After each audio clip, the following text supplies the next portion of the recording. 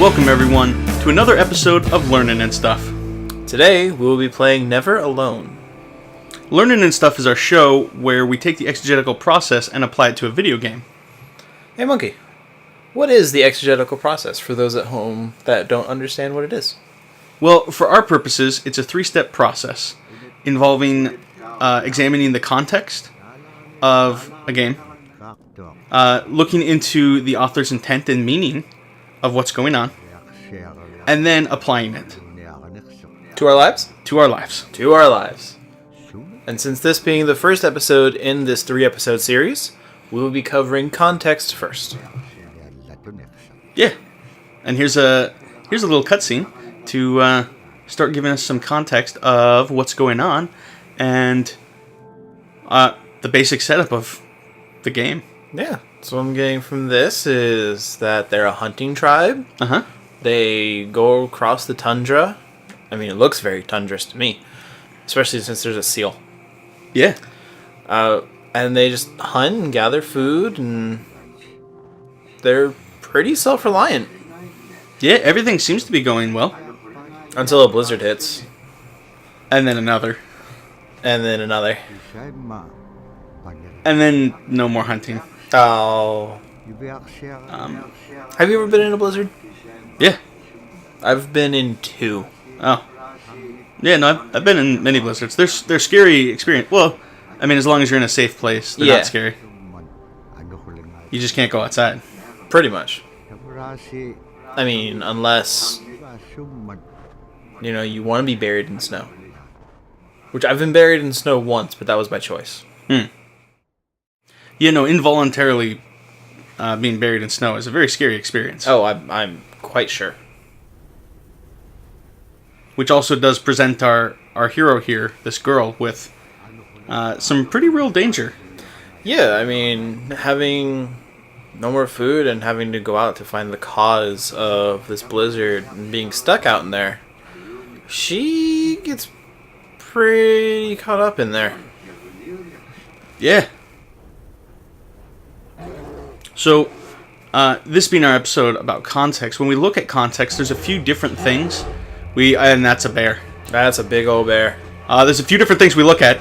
One of them is the characters. We have this little girl here, and she's being chased by a polar bear. Which I don't know about you. I would run like heck and then probably die just from running from a polar bear. My heart would explode. Yeah, no, polar bears are they're scary. Oh, there's something. Oh, there's a little fox in the background.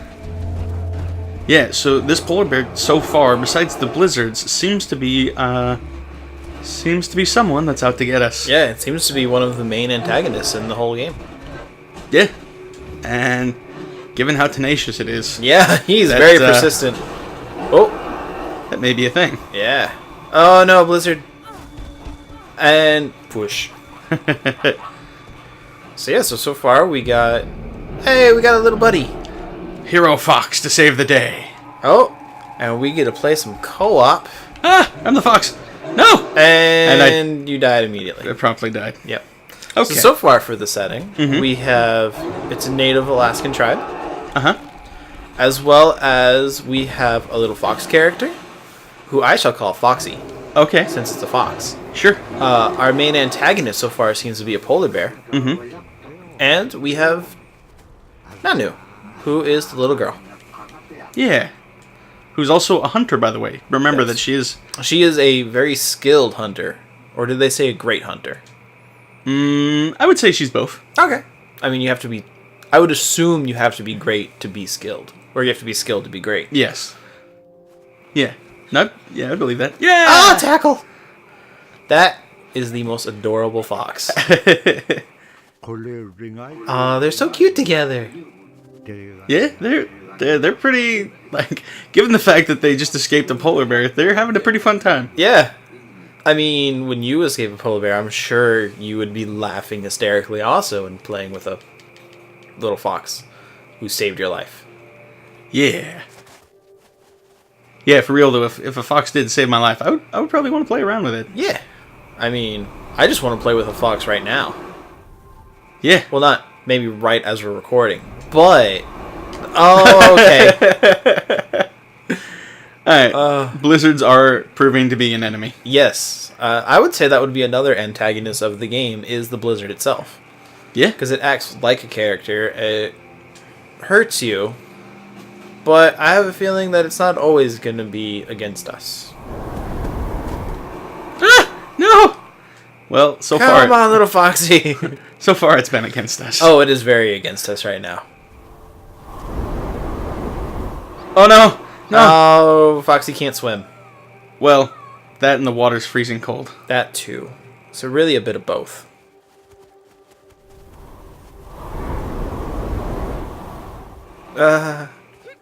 So there is one special thing about this game. Mm-hmm. It was made quite differently than how I feel most games are made. Okay. That was a very close one. It was very close. Would you like to go into how this game was made differently? That was both our faults. Right. Yeah. Sure. So, one of the things that really helps set this game apart is the process for how it was made. The first thing is that it was a group, the cook. The CI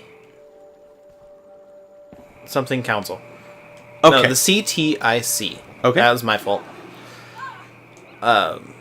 Which is it's a council for the native people of Alaska. Mm-hmm. The Iñupiat. Okay. They wanted two things. What they wanted was for their culture to be shared with the world, because they have a very unique and distinct culture, just with how they view nature, how they view spirits, how they view just the world as a whole, as well as they wanted to rely less on the government than being forced into having to take their money. They want to be more self-reliant, like the tribe in the game. Yeah. And one of the ways they looked into many different ways of how they could accomplish this, and one of the ways was actually through a video game.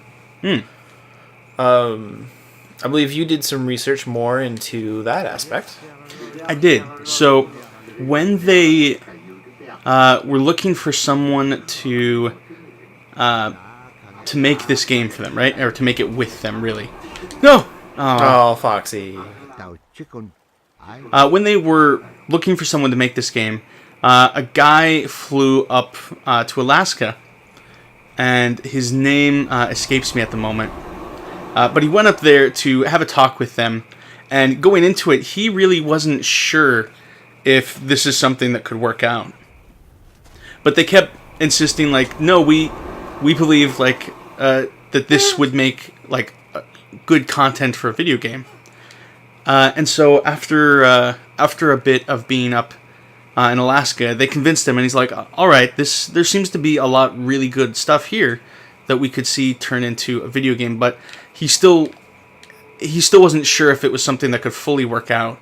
So, and they wanted to make sure he and his company would be up to it. Yeah, especially, I'm sure they also wanted to have a company that would respect the content and the culture as well. Absolutely. So what they ended up doing is they asked him to come up to Alaska and spend 3 months up there with them during the winter to test to see how he could do with the winter and if he could fit in with the community and really get a feel for who they are. That would be really intense to have winters in Alaska. I mean, Alaska is already an intense place, and then you throw winter into there. I've never been to Alaska, but I can just imagine it being extremely intense. Yeah, the brief time I was in Alaska, it even though it was like the summer fall area, it was pretty intense. Yeah. Woo! Although I'll be honest, that blizzardy breeze it appears to feel very nice considering this room is very hot. Yes, our recording studio is a bit stuffy. It's a bit toasty. Right. No. So yeah, you were. Well, for a moment, we should identify that. Horrible things have happened. Yeah, this is her Entire village being burned down. Yeah. So first, blizzards, starvation, now fire.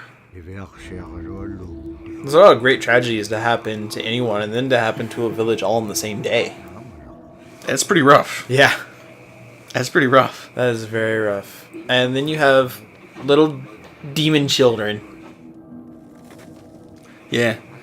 And, maybe we'll find out more about them later. Other than... they're just looking for something. I wonder what they're looking for. Well... oh, maybe he's not a demon child. 'Cause that's a big guy. Yeah. Oh. You know, for not actually showing anything, that's very brutal. Yeah, no. The implication there of what that is, yeah, somebody died. Yeah, that's... people are displaced. yeah. That's very sad. And especially displaced into a blizzard. Yeah. I mean, like, what's really interesting is even in today's world where we're pretty desensitized to violence, where you could play a game like Borderlands where you shoot someone with a shotgun and they entirely explode. That little scene there with just implying what's happening seemed pretty brutal to me. Okay. Oh. There's something there. Yeah. Oh, there he is again. It seems a bit concerning. Yeah. Whoop! Oh! Oh, at least you're alive. Yeah. That's all that matters. Is my turn? Yeah. Oh, God. Right, so that guy who they brought up to Alaska, right? Yeah. So he spent 3 months up there, officially on what was being called as a research project, to really evaluate and say, like, is this something that can be turned into a video game, and can it, like, really work out for them? Yeah.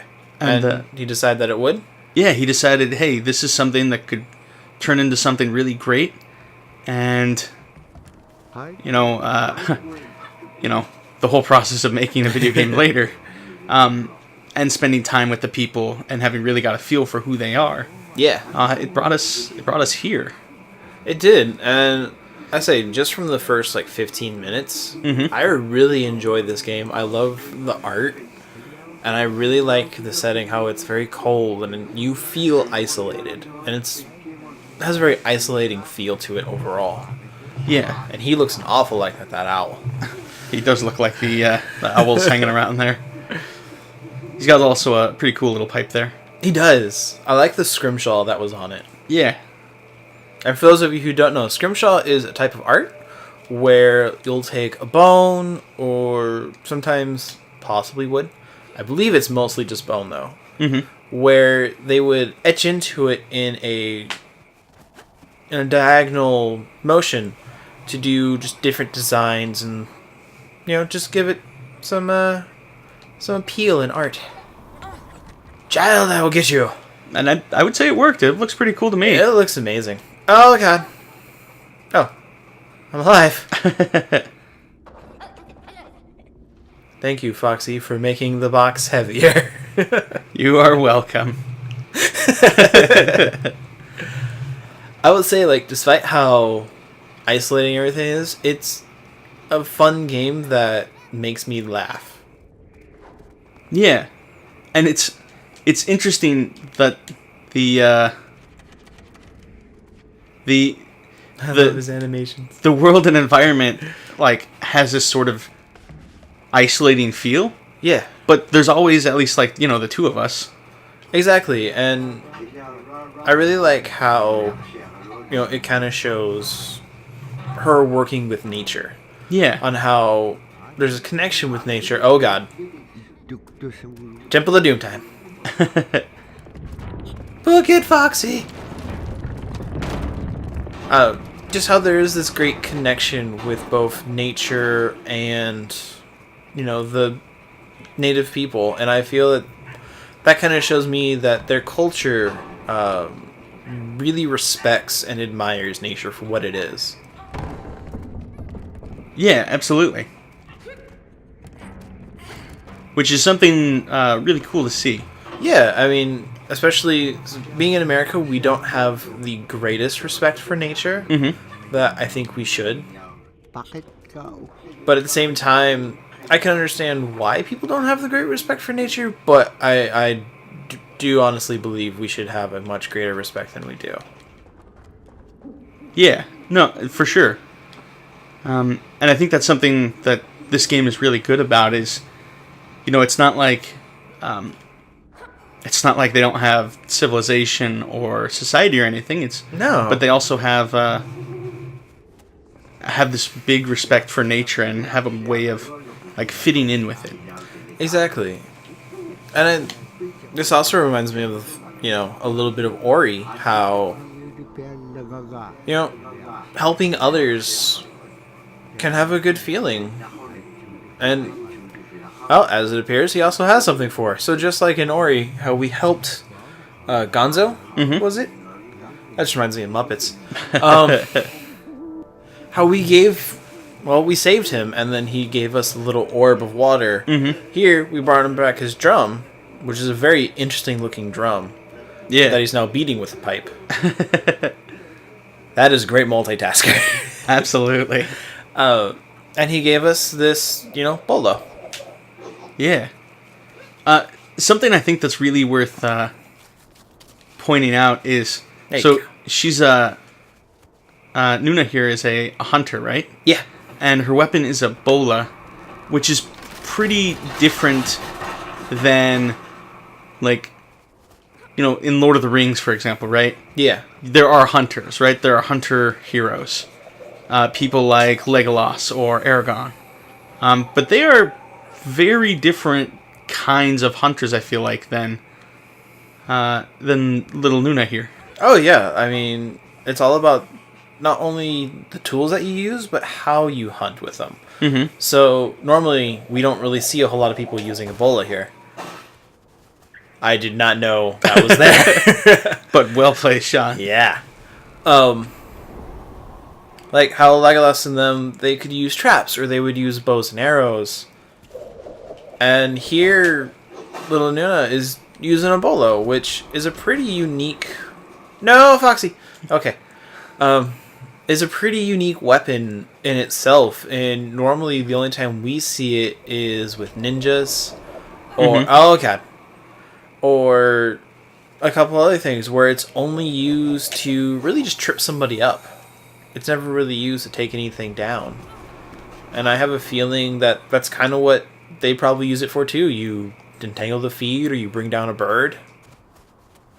Yeah. Although I can see it being extremely hard to hit a bird with that. Well, Nuna here's a great hunter. I would believe it. Oh, I don't doubt her having any issue. But I can just... Oh, see, I can't even do it in the game. I love this game so much. Yeah, it's really nice. Especially with just... I just now noticed. Okay. Whenever you're near a spirit... the fox, his head glows. Or, well, it doesn't glow, it, radiates a little bit. Yeah, it's because he can see spirits.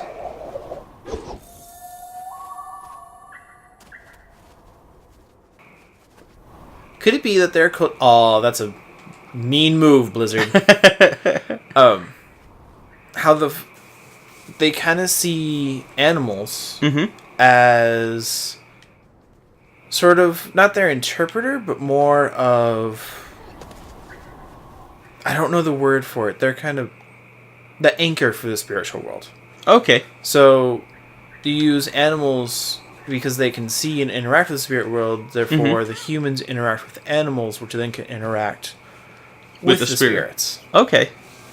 That's a very interesting idea. Oh, he's a very... And He has fire. He's got fire, and he's got teeth coming out his chin. But you have Ebola. I do have Ebola. But he flings fire. No, Which is, you won't get us. Fire's pretty scary. Oh, especially in, this area where everything is ice and cold, and all of a sudden you have fire. Yeah. At the same time, I'm sure it's pretty useful, but... Oh, yeah. Really scary. Yeah, absolutely. Come on, Foxy. I love the animation for the fox run. Just because it's just like tiptoeing across it, like there's nothing going on. Yeah, it's pretty cool looking. It's super cute. Oh God! I like it. Yeah. I think something definitely worth mentioning is that at least a lot of the games I play. Yeah. Oh, he wants the bola. No, he can't have the bola. A lot of the games I play, the protagonist, right? The main hero or whatever, is What's the bola? You can have the bola. The main hero is often something like this battle-hardened warrior, or like a soldier, or something like that. And while Nuna here certainly has a lot of, experience in these sorts of things, And a lot of skill. she's a hunter, which is something a bit different. Which I like. I really like that it's not like a hulked out space marine or someone like in Gears of War like Marcus Phoenix, who's just got that really gruffy voice and just like, "Bro, we can do this." Yeah. I get really tired of that, and I really love they're starting to explore a more diverse protagonist. Yeah. Like how I kind of feel that started with Shell, on how you had a female protagonist who was getting stuff done in Portal. And you had many others where I think it's a good thing that companies are starting to explore diverse protagonists instead of just the typical white alpha soldier. Yeah, absolutely. And it's also cool to have a little fox companion. Yeah. Dude, if I had a fox companion, that'd be awesome. Yeah. Yeah, he's pretty cool. He's awesome. He's super helpful, communicates with the spirits, can jump really high. Yeah. He seems to be a master of jumping. Yeah, he is. Man, I love foxes. Foxes are cool. Yeah? They're really tricksy. And I really like characters and animals who don't have to be the strongest to survive. They can get by with, just being more clever than the other thing trying to eat them. Yeah. Oh, Definitely. speaking of who wants to eat us. I think clever heroes are some of the best. Oh, yeah. I think that's why Loki is so popular. Yeah. Is because he's really clever. He's not necessarily strong. Well, by Asgard standards, he's not very strong. By human standards, terrifyingly powerful. Yeah. But okay. I thought it's something I had to bolo. But also probably because it's played by Tom Hiddleston. But also, that helps. Yeah. But I think just clever characters get by with so much. For sure. Gotcha. No. Okay. I think it's interesting, and I wonder if, given that our hero here is a hunter, and the culture that our hero is brought up in is one of hunting and trying to find and where cleverness is valued highly. Yeah. I wonder if that's why Nuna seems to be such a clever little hero with her fox. Exactly, because Obolo is not a strength weapon. It's much more about finesse and actually being clever and knowing when to strike. And that could also be why the animal helping her and guiding her is a fox. They're both very clever, and they get by with outthinking opponents rather than just straight overpowering them. And they seem to get along pretty well too. Yeah, they do. They're playing together. Yeah. Fox seems to be a pretty playful little... Yeah, he is. He's awesome. I love the fox. So, about Nuna and Fox's culture here. Yeah. So, we know they're from, like, a hunter society. Sort of like a hunter-gatherer. Mm-hmm. Oh, go back down. Sorry. Oh. I know. Fox! No! Foxy! Nuna was sad. Nuna was very... I would be sad. I would cry. Yeah. Okay. Yeah, I'm not as fast as you. Yeah, Fox is pretty quick. He's super quick and he's super agile. Mm-hmm. So, given that this, there seems to be a great importance on like hunting, right? Yeah. I was wondering how that maybe affects Nuna, right? I mean, obviously, so Nuna's a more clever hero, right? Yeah. But also Nuna is young. She's very young. She appears to be, I would say, like, what, 8? Yeah. She seems to be pretty young here. Go on, get down. Oh, God. Definitely not like, oh, no! Oh, God. Oh. That was horrible for both of us. Yeah.